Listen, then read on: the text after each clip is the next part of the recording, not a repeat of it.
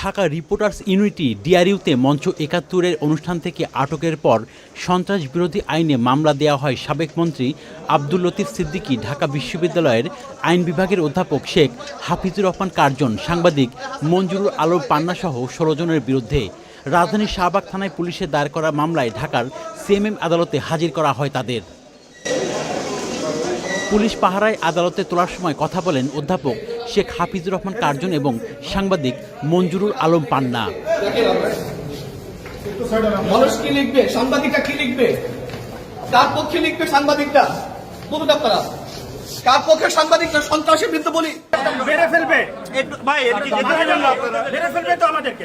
তদন্ত কর্মকর্তা তাদের কারাগারে রাখার আবেদন করেন। হারিয়ে যাওয়া, পালিয়ে যাওয়া ফ্যাসিস্ট সাবেক স্বৈরাচার প্রধানমন্ত্রী শেখ হাসিনাকে পুনরায় বাংলাদেশে ফিরিয়ে আনার জন্য এই আসামিরা গোপন ষড়যন্ত্রের অংশ হিসাবেই, হাসিনাকে ফিরিয়ে আনার নীল নকশার অংশ হিসাবেই এই মিটিংটা একত্রিত হয়েছে।